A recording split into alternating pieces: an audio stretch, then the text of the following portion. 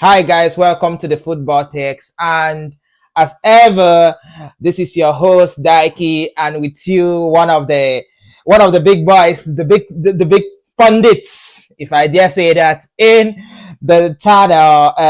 Steven here with us to kick off the season's first broadcast, and so we have a lot to catch up on. As you guys know, we've been out for a while, and there's been a lot going on behind the scenes, and now we're back, and we're back with a bang. And just a few words, Steven, just to the loyal subscribers, if you may. Yeah. Hello. I'm buzzing to be back. We are buzzing to be back. We are we're looking to be more consistent this season, and yeah, we hope you guys are also here with us for the journey. Yeah, it's already an exciting season before it started. Looking at the Yeah. transfer season, the preseason, and everything, it's looking nice. So I'm excited. Yeah. That's good. Yeah, so the channel is gonna be having a couple of other.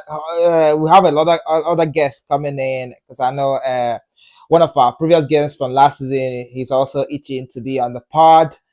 And we'll start off today with looking at the transfer. Who are the biggest winners? I know the transfer market is still open, but there's a few speculations, and there's people have done businesses, huge businesses, significant businesses been done, and we've had the preseason for teams to get up and running. Some teams more than others, and then now we've had the first game week. It seems like the picture of like what the league is going to look like starting to take form. What do you think on the transfer businesses that has been done so far? Yeah, the transfer market, I think, is one of the reasons why the season is already from the start so exciting, right? Because everyone did. I think for the first time in a very long time, I feel the season, the big six for to particularly are very different, right? You can see that the likes of KDB is no longer there, so you don't know. Obviously, it's like a Premier League without KDB. It's like you're obviously going to think you're already thinking, yeah, there's something different there. So Man City is rebuilt with new boys, new players. We don't even, obviously they never had the first 11, but now they're even more Dangerous. they're dangerous and more like you can't predict them, right? So you see the likes of Arsenal. I think I also have done their business. They brought in the 9 man, which has been like the shadow that has always been over them, right? So we look at how that will pan out. Then look at Manchester United looking stronger already, right? I think you can sign Premier League proven players, and even though and not become stronger, and so, and I think they've picked up one of Premier League's best, in a sense, like one of the best players that in the Premier League. Um, a few of them basically, right? And then look at Liverpool as well. Liverpool has had a lot of outgoings and a lot of incomings as well with certain positions. Obviously, just like KDB, a Premier League without Trent Alexander-Arnold is also a very, very different one as well. When you think about it, for how long he has been in the Prem and he has been doing it week Delivering. after week. I also FPL wise and stuff. So you would really get like you're missing something here as well. So a lot of boys have also come in. Vets, So yeah, EKTK. So yeah, that that basically. that that yeah. Yeah, I agree with you on your general take on the dynamics of the transfer market being a bit more like methodical from the big six teams. You see a lot of people investing money. And going down to your own team, Liverpool, what do you think based on the signings you've made? And you can give a few qualities that they bring to your team. Then what do you think are your firstly, where do you think you guys finish this time? What do you think you achieve with these new boys? And where do you go from here? Having won the league on the back Okay. of winning the league for Liverpool specifically. We'll get on to other teams as well. Yeah. So basically, for Liverpool, I think obviously there has been a lot of changes. So But I think more than not, we've brought in proven players, right? I think Frimpong has been around the game for long enough uh, to slot into any team and deliver uh, immediately. Just Keke is not for too long, but he's a Premier League proven left back, right? So you just look at the likes of Florian Wirtz, also been around for a minute. Eketike want to watch, right? But obviously Liverpool are still in the market looking for Isak, right? One that you're sure that you're going to bank on. So I feel very confident because before I think if Luis Diaz hadn't gone, probably would be more confident, right? But with the squad, I feel confident that we could challenge for the title again, as well as. But I feel if Isak is to join the squad during this transfer window, I think that will make a world of difference. Right. That's a sensible take there. So that you challenge again for the league, which is fairly understandable with the amount of quality players that you've brought in, and then um, what of on the European front? Are you going to go into the latter stages? What do you think? Do you think you have enough depth with what you've done so far? Because Yeah, Isaac is still probably I don't know whether the deal is not over the line at the moment, but so far, what do you think the team looks like with Isaac for the European trophies, and then without Isaac for the European trophies? What do you think goes on there? yeah. And So. also, yeah, Hmm. carry on. Okay, so yeah, I think in as much as we've brought in players, I think we should also look at how much players we have let go, right? In the sense of like okay, let's say they'll talk about the nine position, right? We've let go of Nunes. That's I'm talking about depth wise because obviously when you're talking Yeah. about the European trophy, you're talking about depth. No, no, no, Yes. not so much of quality, right? Because I think you talk about quality straightly when you have people like Salah that obviously you know that they could play like 50,000 matches in a year, but right, Yeah. but not every player is built that way. So quality needs to be rested. Even fatigue gets to the best of us. So when you talk about European trophies, I think when you look at the striking position without the presence of Isaac, and even with the presence of Isaac, we don't have the depth we had from last season, right? Because we had last season playing Luis Diaz as our nine man, and you could have Jota when he's not on injury, and you Yeah. could You're have bringing in two strikers though. You've brought in two strikers. You've yeah, lost two, and you've brought in two, and maybe you might have plans of maybe using Chiesa more this season. Who knows? What the club is thinking on that front. So what are you yeah. saying? Basically, are you saying that you are not stocked up enough to go into the deep latter stages of the Champions League or cups like that? Are you No, saying I'm you not saying you that. need I'm not saying. more reinforcements? Yes, exactly. I think we need more reinforcements in the team because in as much as we let go of we signed some players, right? But we also let go of players that are also like will I say very physical in a sense because Luis Diaz will give you 38 games out of 38 games, right? But I don't know about Issa giving me 38 games out of 38 games, right? Because I'm just Louis Diaz skeptical about that. was fairly injured actually. Sometimes, not all the time, but he probably had a few weeks when he was off. But that's notwithstanding. So you're saying you need more players. So yeah, in the market now. So who would you go for? Like who is Liverpool linked to that you think is coming in the 2 weeks that's remaining on transfer window? Is Yeah, Liverpool so I, going th- for I anybody? Liverpool has not been linked to any other person that is probably prominent except from Isak. Because I think what Liverpool is trying to do is not find the depths in the attackers, but now find those depths in the defense. Because I think the slot way, because I think what we are doing, we are remodeling to play the slot way, right? So I think Right. that's why you see that we are focused on signing defenders, right? We just brought in Leone, right? So I think we might end up having situations where maybe we don't have our 9 men, or maybe have them fatigued for a match. And what we will have to do is that we play 3 men back, have Van Dijk, maybe Leone, or maybe depending on if Gehi comes to Liverpool, we have that 3 men back line, and then we play very very high offensive wingers in Frimpong and Kekes or Robertson and whoever finds replacement for Frimpong, right?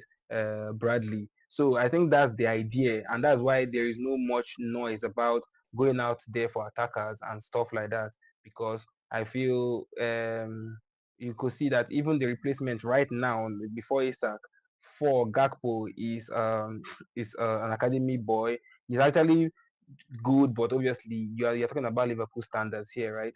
So that's what we have on the this thing. So I could see that's the way they are thinking. So I think there's the depth, right, to go for the European trophies are there. It's just that probably it will not come in the form that we expect it to come. Right. Yeah, that's a fair point. Moving on to Manchester City. They've done quite a number of business over the January transfer window. They brought in a couple of players, and then following that, there was a short window, the Club World Cup window. They also brought in a couple of players, and this window. They've not. They've this actually particular following the Club World Cup window. They've not actually brought in any more players, but they are looking to like kind of size or downsize the players by letting a couple of players go. Like Grealish is gone to Everton, and there's talks of Savinho ending up in Tottenham. So what do you think of the way City are set up now? Do you think they are well primed for another Premier League title and also going far in the European competitions? Yeah, so I think Man City is I think what they are missing now, and the reason why I won't say that they are there yet, where they walk into the next season and you're already sure that they're going to be winning the league, right?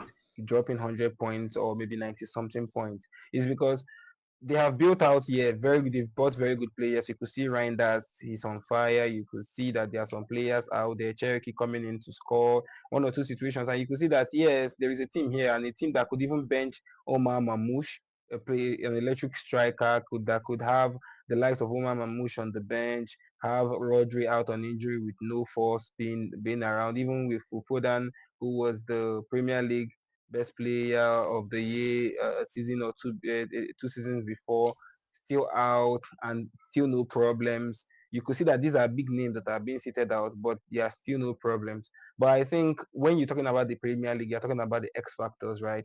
You're talking about the KDBs, the ones that will win you matches when it comes to like 10 minutes to go. Because no matter how good you are, a Sunderland will have you caged in up to 85 minutes, and you have to find the moment of brilliance to save yourself. So I think it's not that they don't have it, but we don't know who is going to be. It might be Reinders that will now that will grow into the next Premier League. This thing we always see that we now see that Haaland does not have that in him. He's just a pure goal scorer. He does not get teams over the line. He does not like It does not get how teams we over say the in line. Arsenal.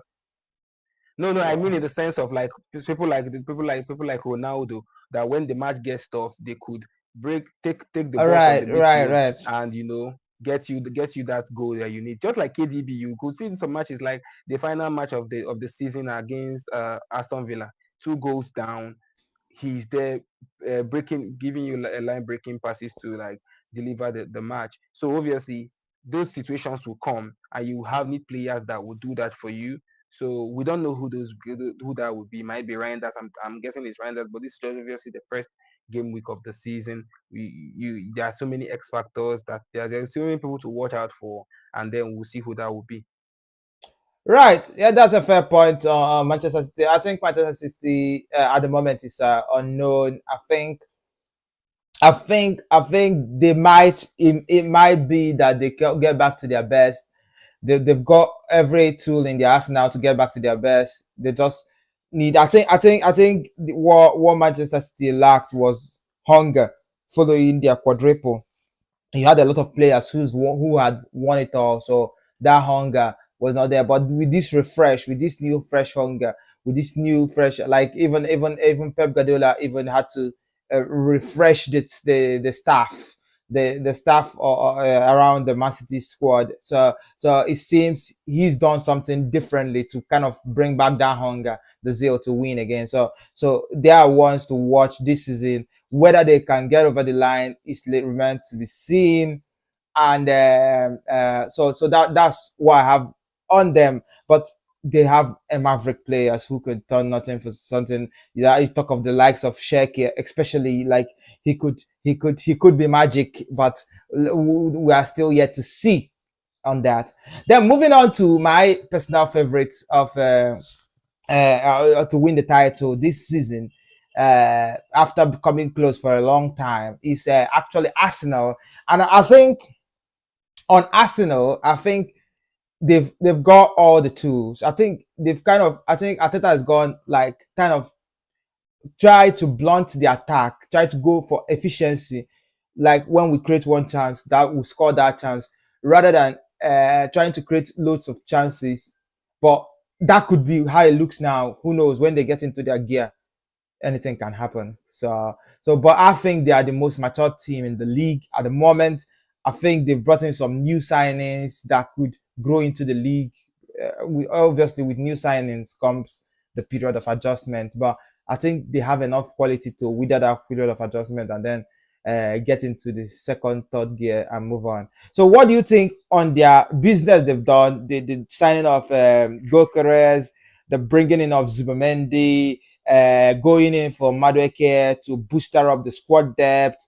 And then they were looking at Eze at some point, but at the moment, word on the street is that Eze might be destined to go into North London, but maybe not the part of North London that is red, maybe the white part of North London. So, what's your take on Arsenal with their expectation, the signings, and where do you see them finishing the season at? Yeah, I think you make a good point. I think you make a very good point with the fact that they're a team that has, I think in the Premier League and in the top six, they are the most, uh, let's say, mature team, because like I think the only signing that they made this season, I think what might hurt them, I think what will hurt them the most is the loss of Thomas Partey, because he was like, he's like the Rodri, right, of the team, and he was lost to Zubimendi. Zubimendi is a good player, right, but like in a team like for a team like Arsenal, you need that you just can't lose Thomas Partey, who is like a rock in the team, because you could see Thomas Partey was one of the missing factors against PSG. He was one of the missing factors in most of the matches where when he was on injury that went sour very fast, right? So I think that's the only loss that probably might come to bite them. But aside from that, I think they are the team with like the most experience together, because every other team has made very, very serious changes here and there for different reasons. But I think Arsenal can kick on from what they've built more readily because they are more together. I think they just added Gyökeres. He will just come and fit into a system that is already functioning, not Yeah. something that is being created or maybe new players trying to find themselves out. No, every player at Arsenal now knows their job. You know when they have a bad game, they know when they have a good game. Gilchrist will just come and play off of those players and then just pick on. So, but aside from that, I think that's it. So I think you're correct that yes, they're the most mature team. You could see how they were just able to switch onto into defense mode, and only defense was effective. And then I could see the mindset you're talking about as well, that they were now able to like just lock in. They're trying to lock in on their points and not trying to be extravagant and Yeah, leave yeah, it. yeah. I believe for every season that people win league, I believe the most important part of the season, the most important part of the team is the defense. And once you get your defense right, you like Liverpool won the league last season, cause in the first part of the game, in the first part of the season, they got their defense. They literally conceded goals. Once you concede less goals, obviously as a big team you create chances, and what happens is that the worst you can get is a draw.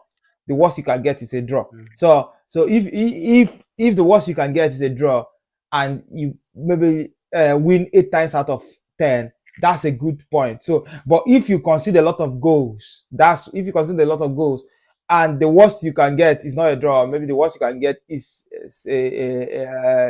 you always get a draw, maybe by scoring the same as your opponent, you tend to lose the league that way. So defense is always, like most clubs that have, or most teams that have won the league, had a very good defense. I could remember when Chelsea won the league with Mourinho, when Chelsea won the league with Conte, we had the best defense in the league.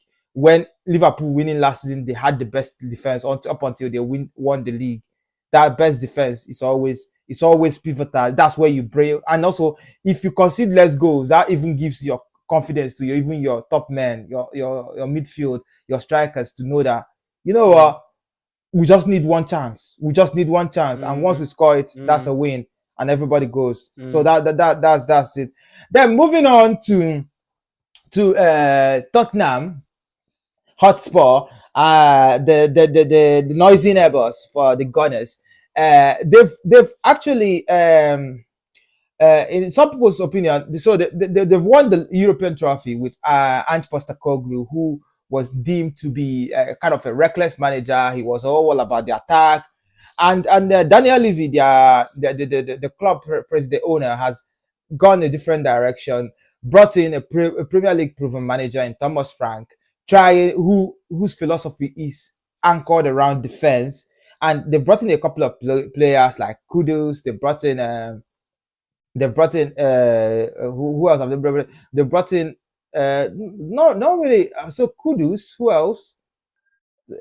They've maintained all their players. Richarlison is maintained. They are looking at Savinho, I think, for depth. They are looking at Eze, but whether they get that over the line at this point of speaking, they've not done that. So if those two come in, they look a good team.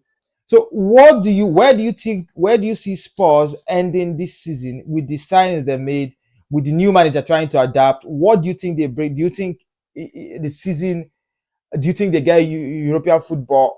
Obviously, they are in Champions League as well. So what do you think? Where do you think they go on from here? Do you think they challenge for top four? Do you think they challenge for the league, or do you think they just have a steady season around sixth, fourth, seventh? What do you think?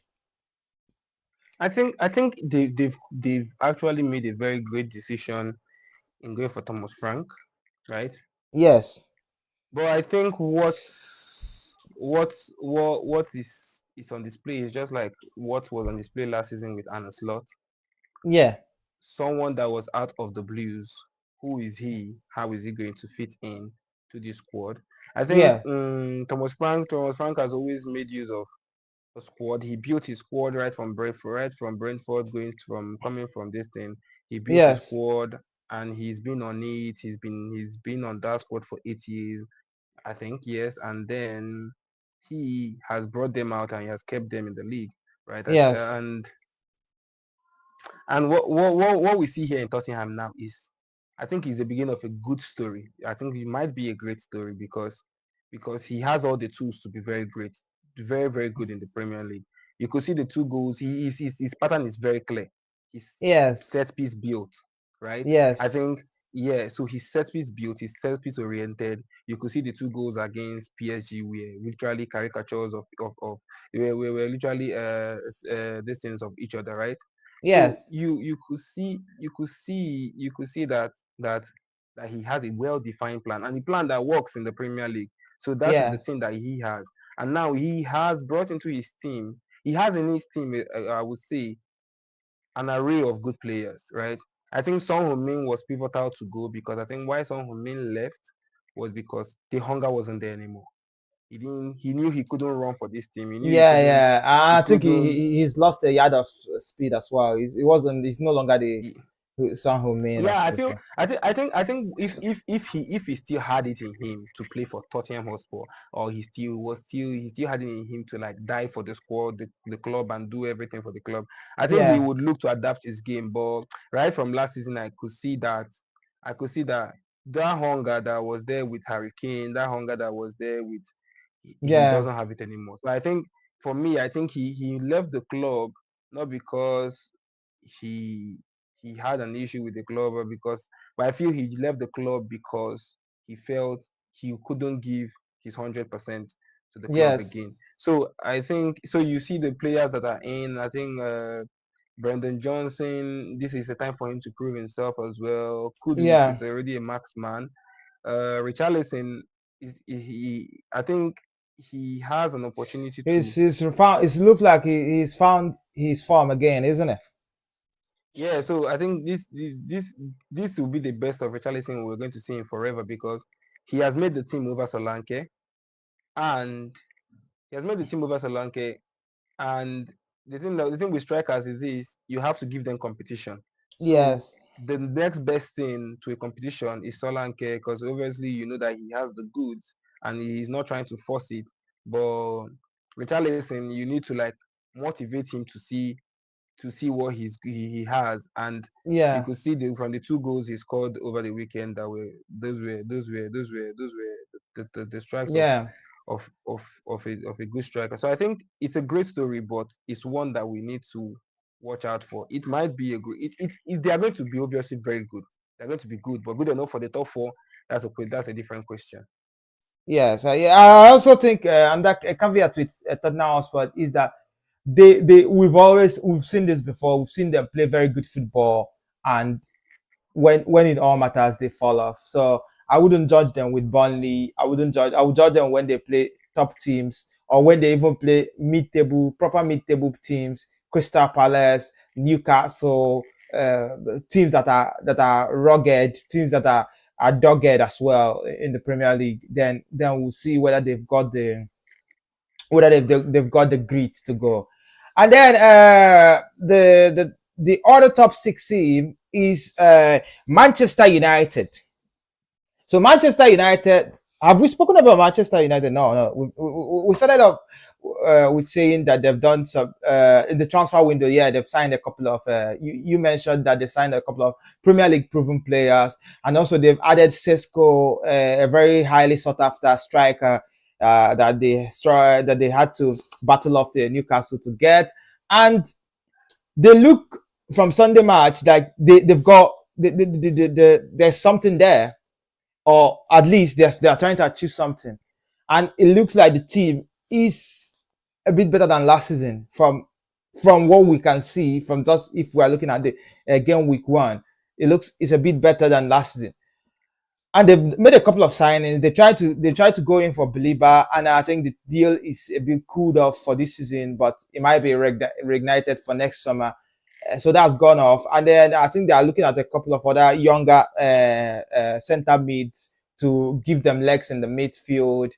And the front three is settled now. The front three is looking like it's Cunha, Bemo, and the likes of maybe Zexi coming up from the bench, and they've got a few players on exile. It seems Garnacho is destined for the Blues, Chelsea. So a couple of things going on. The team looks more streamlined. It seems Bruno Fernandes is going to be orchestrating the midfield from a deeper line, trying to get in all the other players into play. So where do you see with their transfer they've done and what they've done in the transfer market? Where do you see them ending? What do you see them competing for?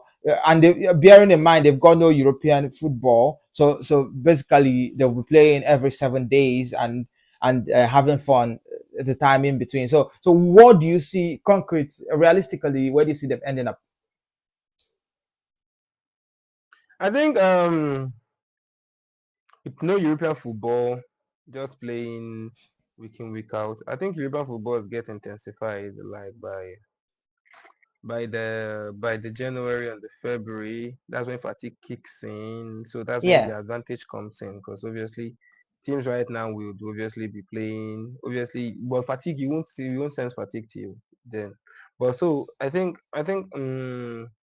done a very good job in bringing in very very renowned Premier League teams and players and ones that don't go on injury because that's very very important. Yes. So I think looking at them, the only question there is how good is Ruben Amorim, right? Right. Because you could have the word at your disposal, but how to use these tools now Yeah. becomes the So problem. So for I what you think saw on where Sunday, we are to what do you watch out, I think? think For what you saw on Sunday, yeah, I what do think you I think think? from Sunday,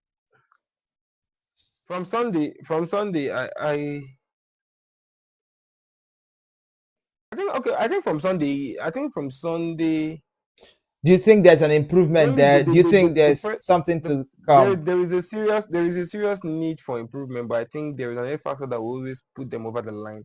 That's Matias Cunha because he doesn't play to systems. So whether the system is good, the system is not good. Matias Cunha is always going to be electric and he's always going to be breaking through defense one way or the other. So, but I think you could see that also. But you could see that Mbuemo needs a system, right? He needs to play in a system that is well organized. So I Yeah. think yeah, because when I think of teams and I think of how they will fare, I'm not just thinking of okay, how do you fare against Sunderland or how do you fare against Crystal Palace probably when they are not on their A game or maybe when they have Gahey on injury or stuff like that. Yes. But how do you fare when Sunderland plays their best game on their home and you have to break them down? How do you fare in those kind of situations? And then if I look Yes. at that Manchester United team that couldn't break down an Arsenal that were nowhere to be found and are Yes. totally out of sorts. I couldn't see any bite.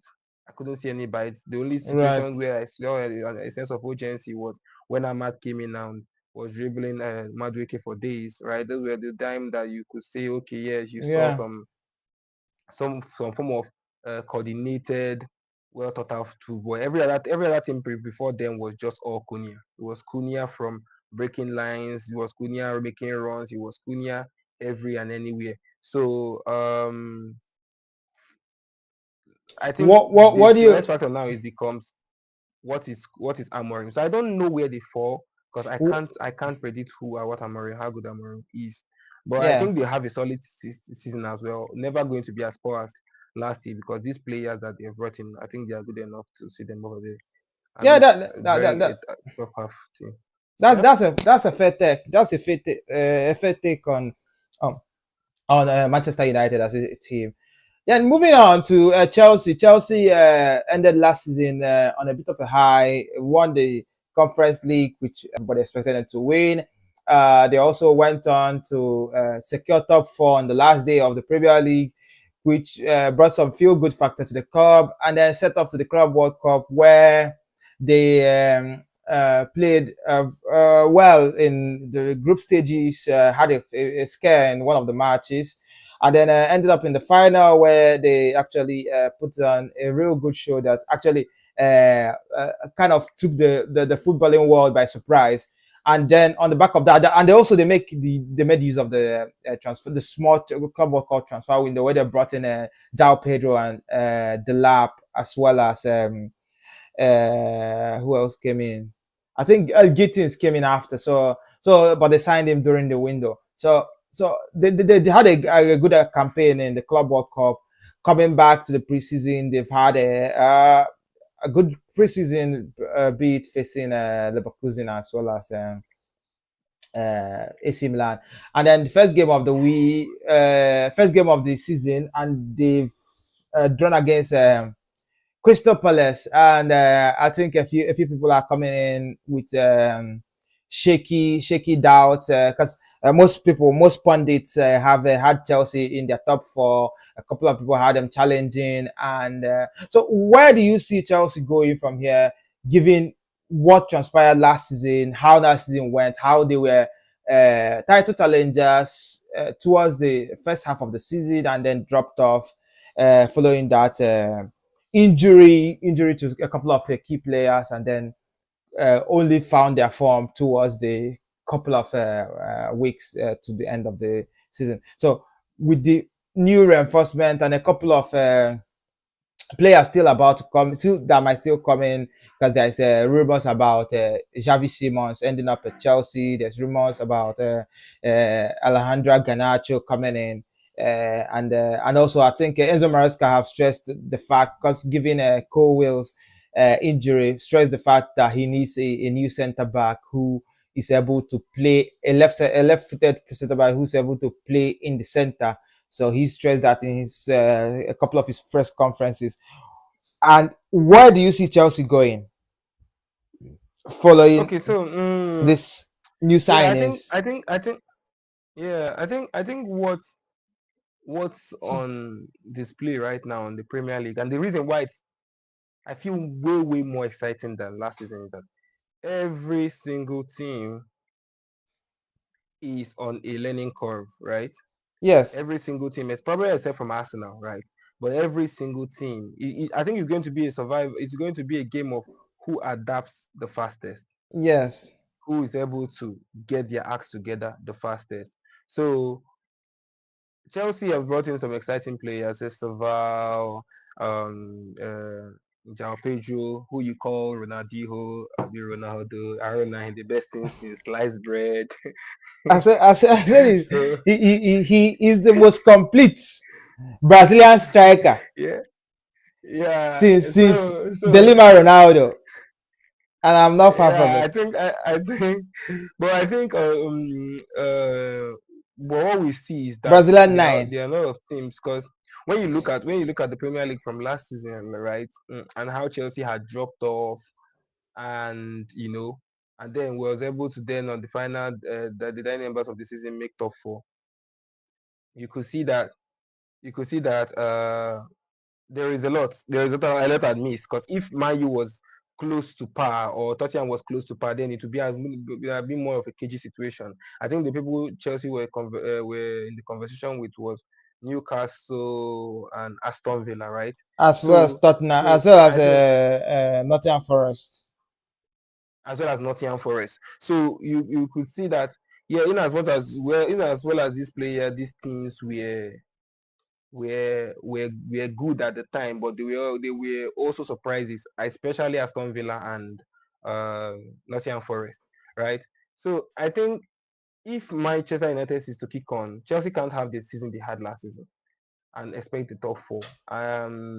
If not, Tottenham is looking as promising as they are right now, because the thing I think Tottenham has now is a good head on their shoulders who their manager is. He's not one to throw away matches with reckless abandon. Obviously, he had one against PSG. I wouldn't say that so fast.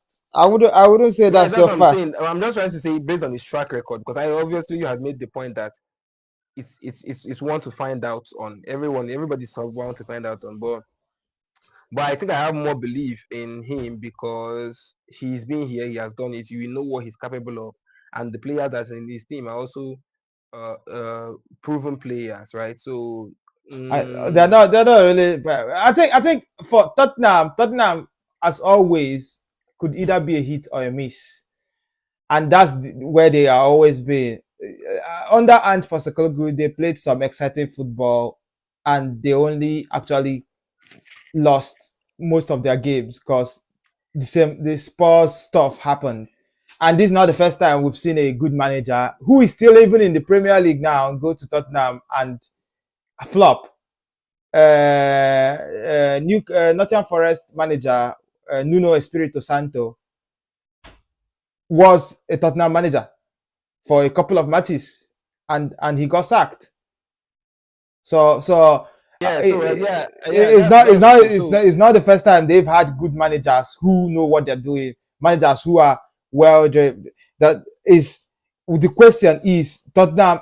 Will the Tottenham stuff happen? If the Tottenham stuff happens, then they're always going to be Spursy, and everything is going to go to shit. But if yeah, I'm just basically yeah saying that if they have a season that we expect, obviously they could go and shit the bed and have it a normal Tottenham season, right? But I'm just yeah saying, like, based on what we're trying to look out for, based on what you expect from yeah Tottenham as a team, right? Chelsea cannot have the same season that they had last season and expect to be in the top four. So I think that's the issue. I think Ah, Chelsea has more of a competition. competition. I don't think Chelsea is competing with Tottenham in any way, competing with Manchester United. These people are way behind where Chelsea are at the moment. In terms of like Chelsea have kicked on from where they used to be. So Chelsea a few seasons ago would have lost this Crystal Palace match.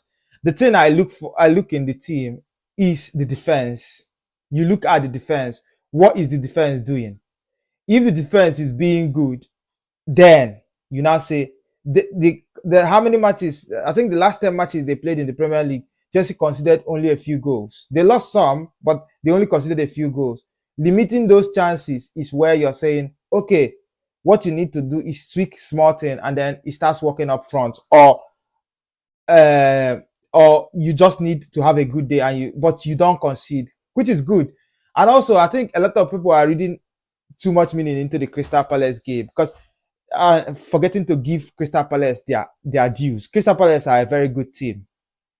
In case people don't understand, but Crystal Palace are a very good team, and they've proven that by playing Man City, winning Man City in the final, playing Liverpool, going 2 goals down, and coming back up to win that match on penalty. They're a very good team. They are not a pushover.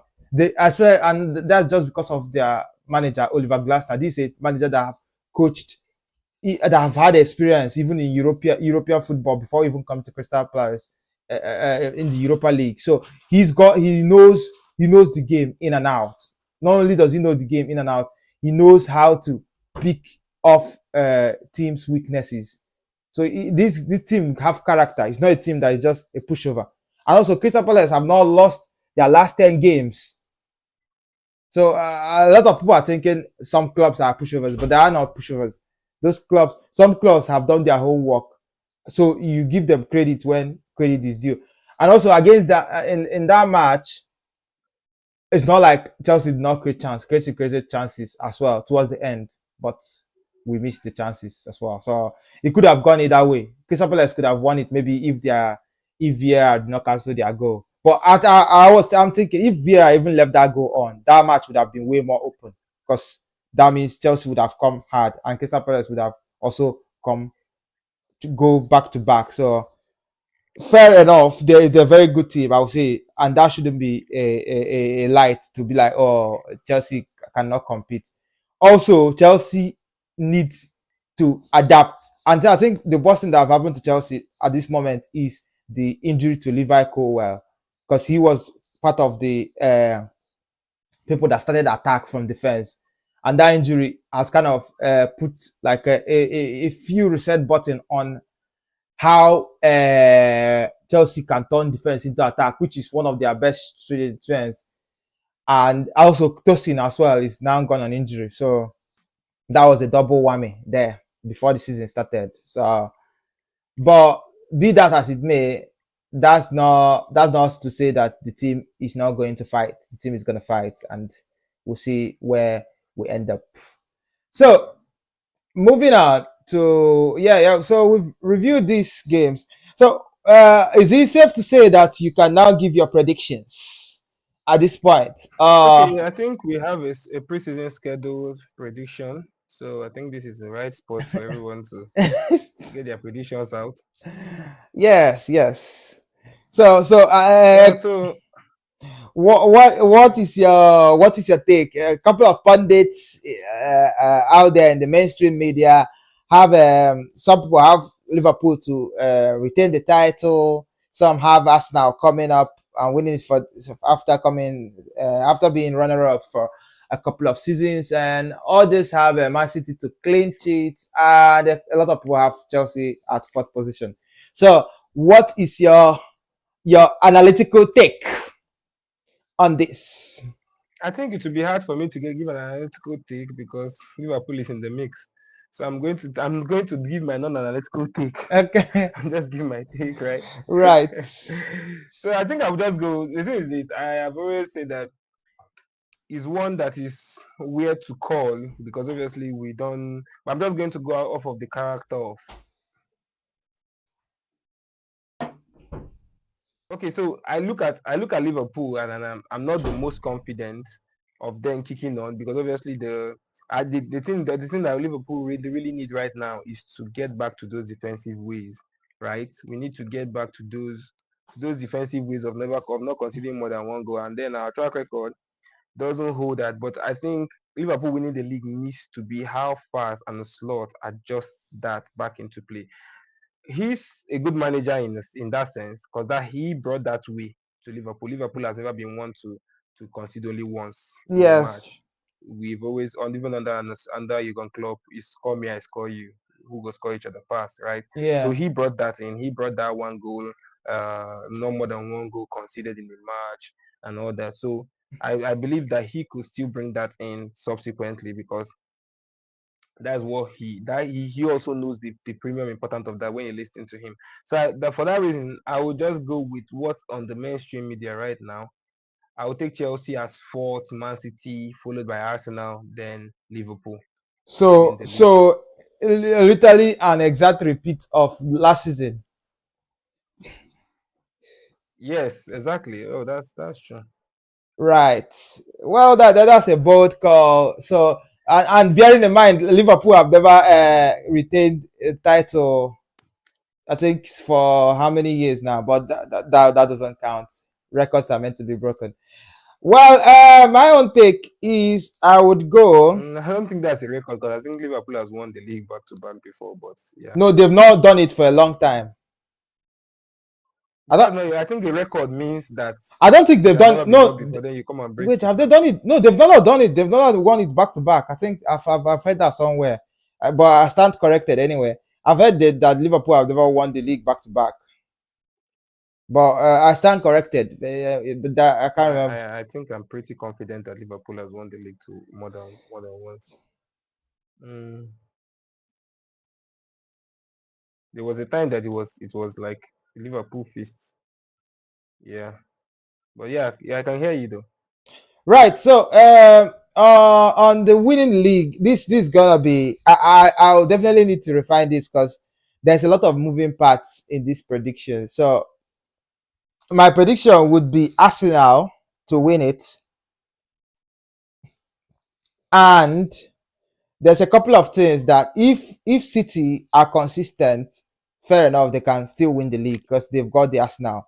And if Pep put in the Pep mode, this he might win the league before even the quarter of the season. So, but I can't say because we haven't seen that for a long time. I can't say. So I would say City will be a close second, and Liverpool and Chelsea. Who do I put third or fourth? Who do I put third or fourth? Who do I put third or fourth? Liverpool won the league back to back in 75, 76, then 76, 77. Okay, Yeah. that's good. No, oh, they've not won the Premier League back to back. I think it's not the League Cup. I think they said they've not won the Premier League back to back, but the Premier League started recently. Liverpool won their first Premier League a few years ago. Yes, yeah. So that's right. But so going on to my prediction. So my prediction would be Arsenal. Depending City, I can't call City because I don't know what's going on there. Pep has got a lot of hungry players. I'm sure they will be able to, but I need them to play a big team. Let me see how they fare against a big team and see whether the catastrophe will set in again and Pep will start scratching his head. So that's I'm thinking. Um, I'm thinking. Pep second. Liverpool. I would have put Liverpool first or second, but Liverpool, I think, with their defensive issues and frailties, unless their new signing unless like after they sign players who are going to fix that, maybe I think you Gehi, should give us your Gehi, prediction. I think you should give Gehi. us your No, prediction so that I'll give you you my don't also tell us you don't also tell us you don't also tell us crows by moonlight. when you are called out on it. So just tell us your No, no, position. no, Don't no. Obvious, don't tell us the reasons why you are giving us. You can tell us subsequently, but obvious, just tell us your prediction so that obvious, we can just obviously, obviously, this first prediction is not based on any tangible data. It is based on feelings. you don't love this prediction more than 1,000 naira, Roma. You So don't so love this prediction. so based on that, I would go Arsenal first, City second, Liverpool third, and Chelsea fourth.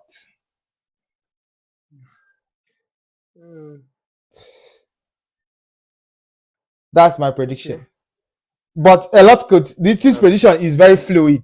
I could see a case where Chelsea wins the league. I could see a case where City wins the league, and I could see a case where Liverpool wins the league. So this is a very fluid prediction, and it's gonna you solidify have you with. could see a case as well where Nimba wins the league. Nobody is talking about your ability to see. We know you're a visionary. We have always given you that accolade. So my own, just give us prediction. That is all we want. Yeah, this is a very fluid prediction. So on that note, Yeah, please. Because I know that tomorrow now you will come and tell us. I said that I said it too. That no, this no, will no, result in this prediction. but on Twitter, I don't know to tell you that does not matter. on Twitter, I dropped a cheeky prediction on Twitter. A cheeky prediction where which I put in on the first before the league started. I dropped a cheeky prediction there. It's only a cheeky prediction, so Okay. on Twitter. My own is Let me my go own to is my tweets. I will have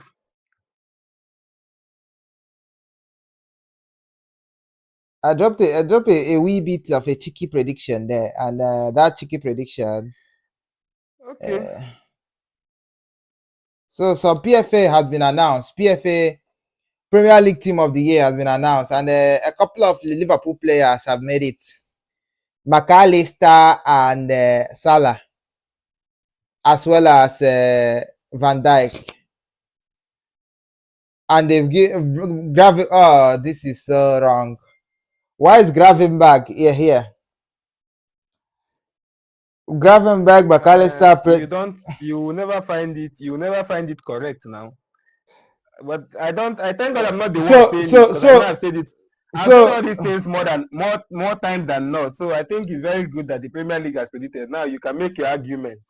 So is Keke as a left back or right back? Right back, right? It's a left back. So replacing Robert. So Liverpool. So PFA are saying that Milos Kekes is better than Kukureya. That's that's actually very that's criminal. That's criminal. But oh, it's criminal, right? It's all good.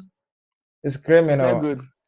But what do you have to say? I think maybe you should use their stats and maybe stuff like that to make your argument so that it doesn't sound as if you are speaking out of prejudice, you know. It's not prejudice, but okay. What do you think? So, do you think Keke has had a better season than Kukureya last season? For playing for Bournemouth and having the season Keke has had, you can make that argument that Keke has had a better season than Kukureya. It's not criminal. How? So he played better than Kukureya last season. It's not about playing better than Kukureya. Why is it not about playing better than Kukureya? Yeah, right. It's about playing better than Kukureya with what you have at your disposal, right? None of this. Salah was not. Salah was not giving his own because of what he had at his disposal. All these other players, Van Dijk was not giving because of what he had at his disposal. If that's the case, why is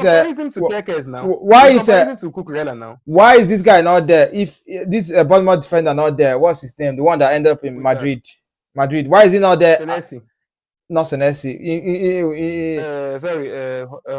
Hoyson. Why is he not there in comparison to what he has? Why did they not remove Van Dijk and the people that were there were way better than him now? That's the point I'm trying to make is this. The thing is this. Kukureya had a good season. He didn't have an No, amazing season. what? God. What I saying? Well, Never had for a good season now. With Chelsea standards, is that what you like Chelsea to you're be? not comparing Chelsea standard. You're comparing two players. There's nothing like standard. You compare two players and give the award who had better season. There's nothing like Chelsea Okay, standard then or Man City standard or I think we finally found where where your disagreement is coming from. You are trying to compare the two players yes, you give PFA based on who is without their individual situations. So I think probably PFA put their individual situations into account and made their because analysis. I've not Meanwhile, seen you make I've yours. not seen any other person that they've put their individual listen. There are other players that played well based on their individual analysis. Why are they not here? Why is it Yes, Mateta? now because the players that were there stood out more than them resoundingly. How do you remove Hoisin for Van Dijk? It doesn't make any sense, right? Because obviously Van Dijk even without the Premier League was still more outstanding than Hoisin. Without the So Premier League, that's the how? point. The point is that eh? Without the Premier League, how? You are forgetting the No, fact that if you say that that Liverpool did not win the Premier Kukurea League, now Kukurea even that also Hoisin played self, very well. Saliba was better than him. The reason why Hoisin was outstanding was because obviously he was very good. Nobody's saying he wasn't good, but he he broke out as well, right? Even Saliba was better than Hoisin last season. Nobody says The Saliba was not so better than that's the Heisen. Saliba had a stinker last season. he had a stink. Nobody said that he didn't have a stinker, But but he was still better you're than telling Hoisin. me his level in Arsenal level is way better than what Heisen have, and Heisen ended up in Madrid, and this guy is not going to sign Saliba. Which one be say this guy is not going to sign Saliba? This guy says this guy is Saliba and Royce in the same distance. Are they the same? They Are were they the looking at same Saliba. age? They were looking Are at they the they same were distance? looking at Saliba too. How old is Saliba? How old is Heisen? Is Who is more susceptible to living? Heisen? Saliba has got way more experience than Heisen. Way more Nobody experience. said he's more. He doesn't have more experience. But who is who is a better buy? Because if Okay. you are waiting for Saliba now, you go they bring nothing Who less than know? 150. Who do you know who won the keeper of And the that's year? even if Arsenal even wants to sell their main marksman. So So these are very two different situations. who was You the are buying best from keeper? Brentford that is about to sell. Who was the best keeper last season? Gosh, I don't know. They will keep ourselves now. Yes. Okay. But we need to kick on though. We need to kick on because we know we have sections to cover before you spray the whole we have covered the sections now. Have we not?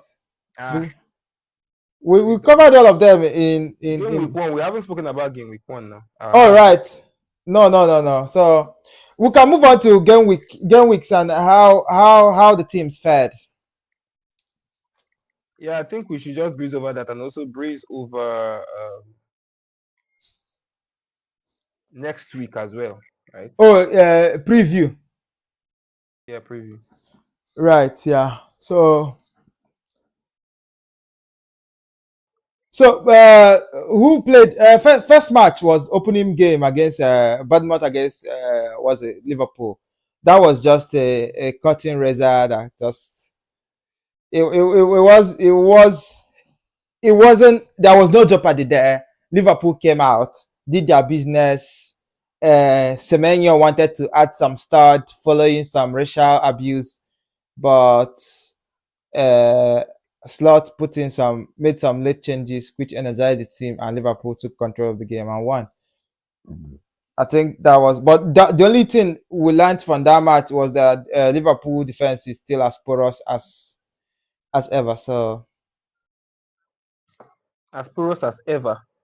yes, In what sense? When did Liverpool's defense be as porous as porous ever? from the preseason matches that we've been seeing. So they've not started the problem. Yeah, that's a fair point. Then, do you have anything to put on that? Do you have any insights to give us from a No, Liverpool and just perspective? I think Florian Wirtz is still underwhelming. I think that's also something to look at. we're also looking at Yeah, seeing how he he was fares not subsequently. he was non-existent.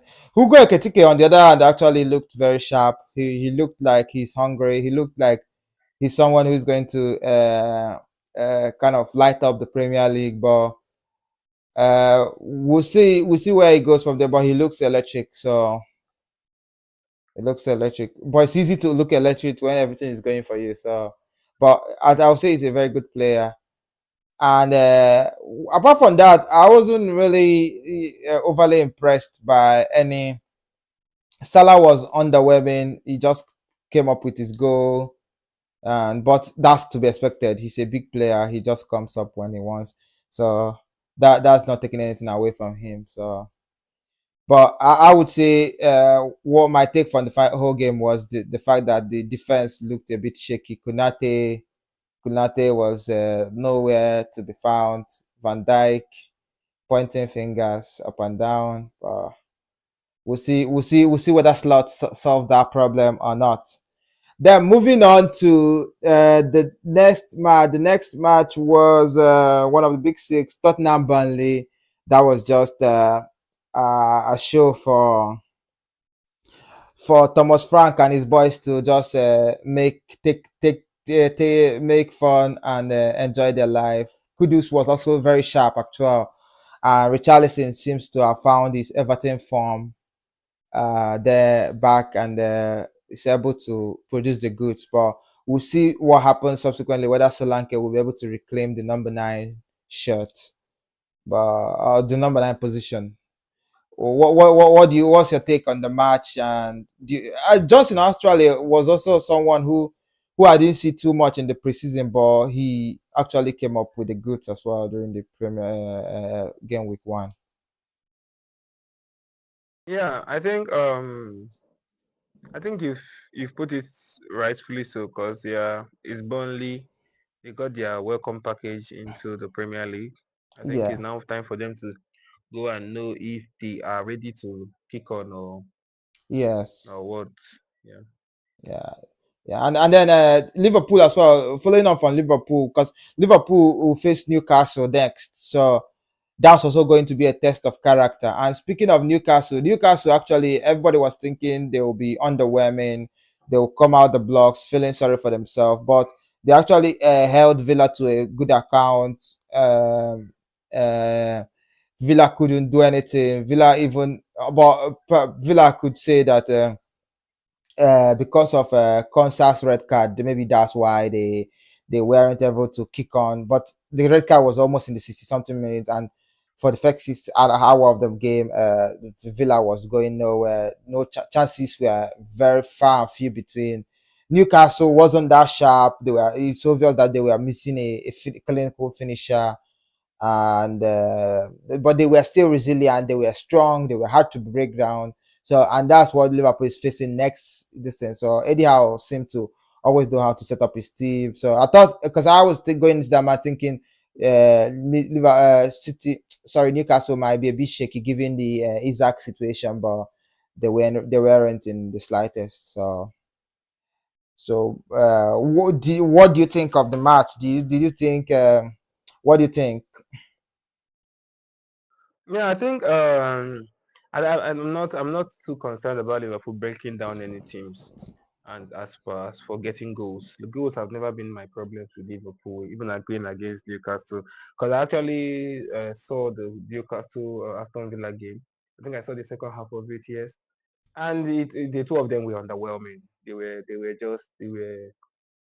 totally underwhelming. They were basically losing passes. It was a proper cutting razor. People were still lackluster, trying to test each other out. The fitness was far fetched.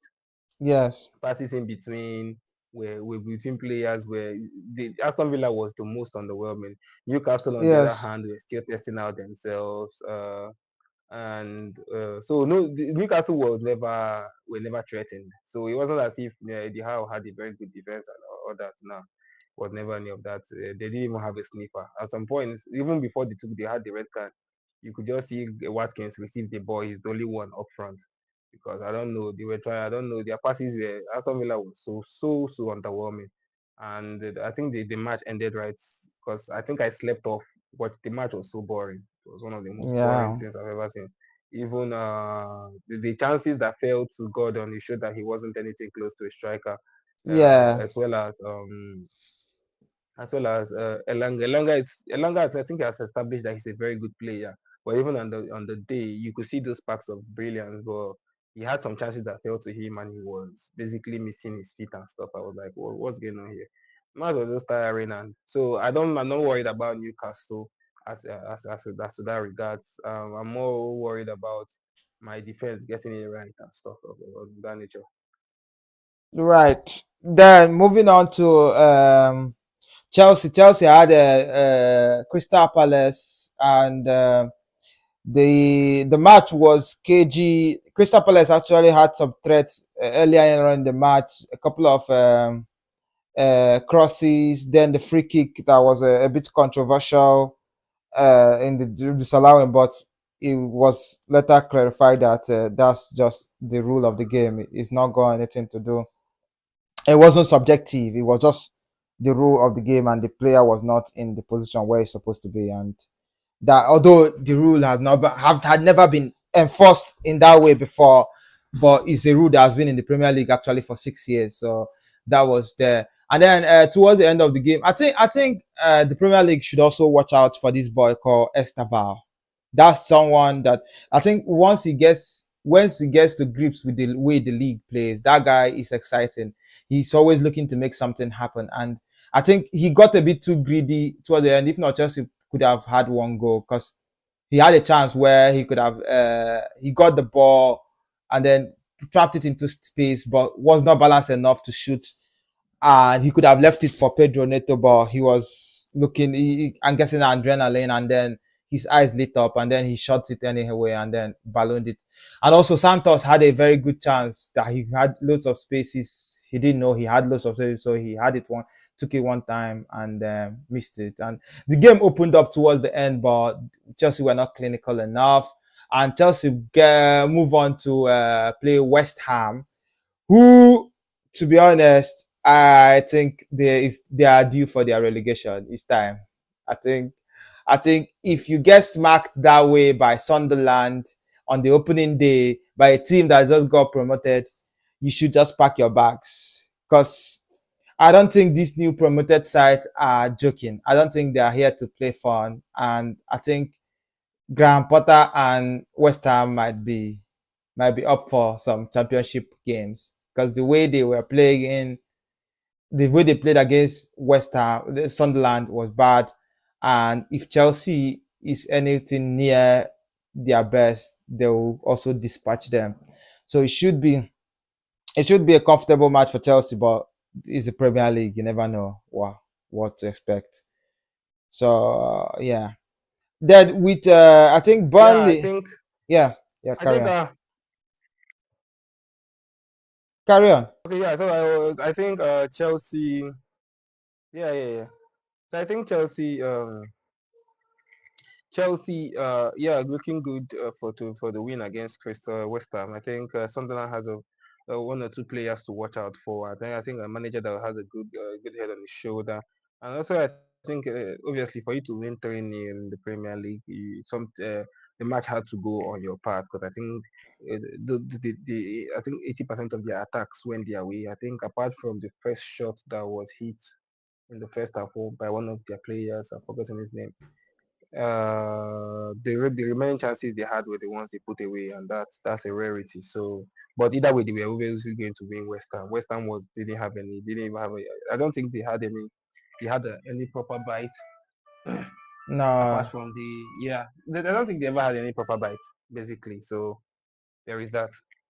yeah, and Arsenal showed grit in Old Trafford, playing out a one-goal lead and winning Manchester United. Although I thought Manchester United were actually impressive going forward, although they were not clinical enough. They were mostly very inefficient in the last phase of the game, putting it in the net. And also that's also down to Arsenal's defense. So I'll give it to Arsenal's defense, but Manchester United had an above expectation and above expectation on the performance. So, and Arsenal got a win there, and they head now to Ellen Road.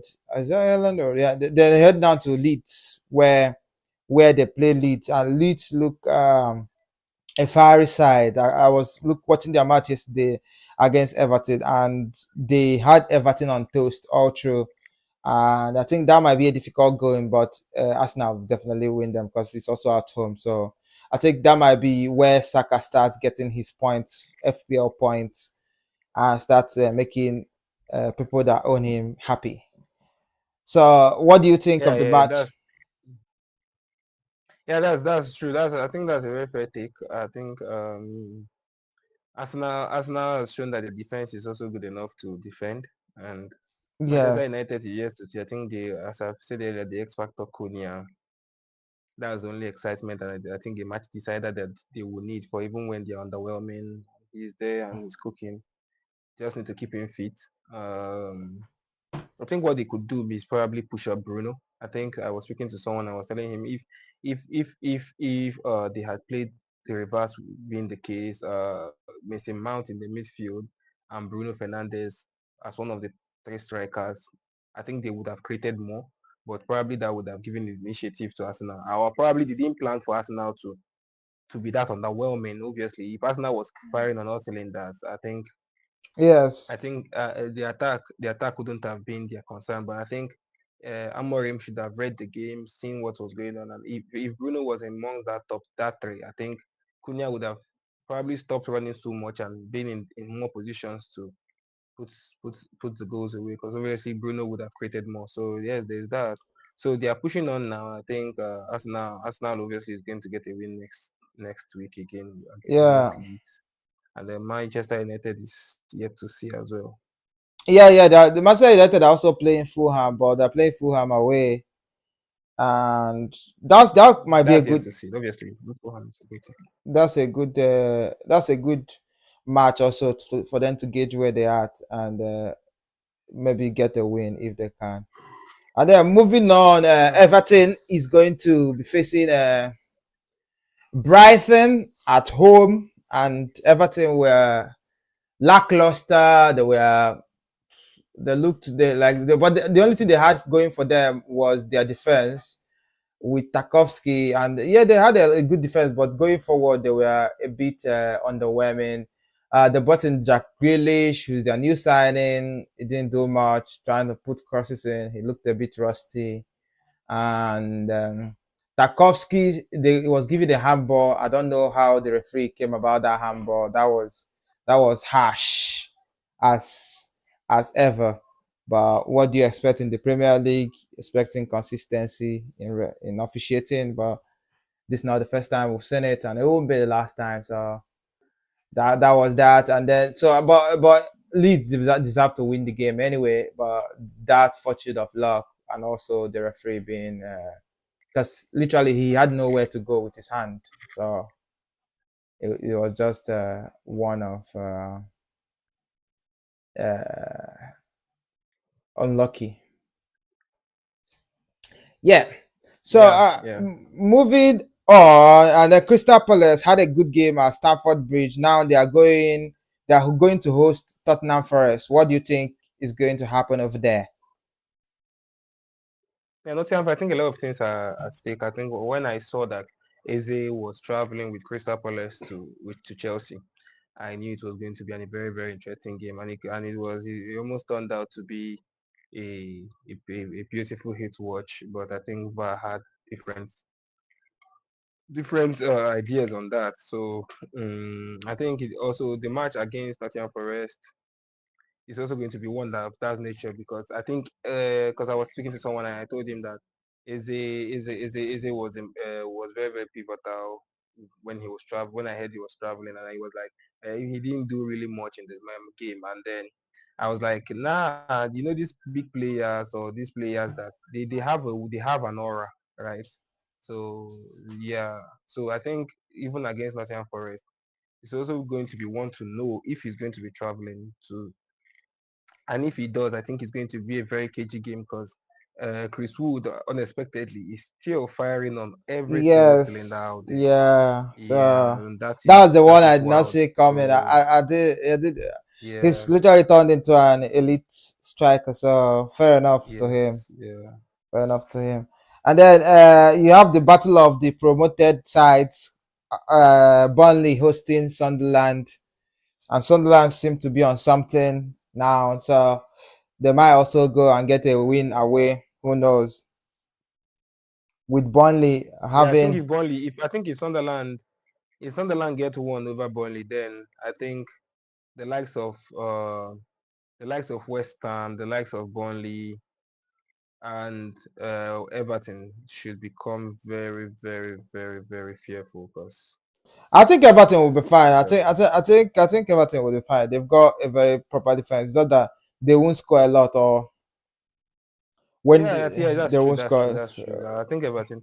So far Tarkowski is fit and he's not one to Yeah, go on injuries. I think they'll yeah, be fine with this. Yeah, yeah. that's Because very even in very that important. I match think against Leeds, Tarkowski had a chance also to score a goal. Imagine defender that has chance to score a goal. He had one chance to nod it into the head, but it was a bit behind him, so he missed it. Yeah, and yeah, then I think Everton will. Wolves, But West Ham should get to start packing their bags if yeah, and Wolves as well. Yeah, Wolves. but Wolves Wolves host as well. are going to be hosted by Brentford. What do you think? Brentford were a bit underwhelming, given that they've lost a couple of their players, and it looks like they're Yeah, Brentford. That's on another the team verge, that I don't see any form of seriousness in. and they Those lost guys their might. coach as well. So, what do you think is happening Yeah, there? Wissa is boycotting things, not training, and saying he wants to leave. He wants to end up in Newcastle. What do you think is going on there? And how do you see that yeah, one panning out? Also, I think, yeah. I think that is. yeah, carry on. Yeah, I think that's just natural. I think Wisa needs to go because obviously the team, Brentford as a team, I don't think are a serious bunch because you can't get rid of someone like Thomas Frank, and then what you do is kind of promote someone within the academy, from the Yeah, academy to come and do business of Premier League without your main player. That's on some wild space type stuff yeah. right there. You didn't sign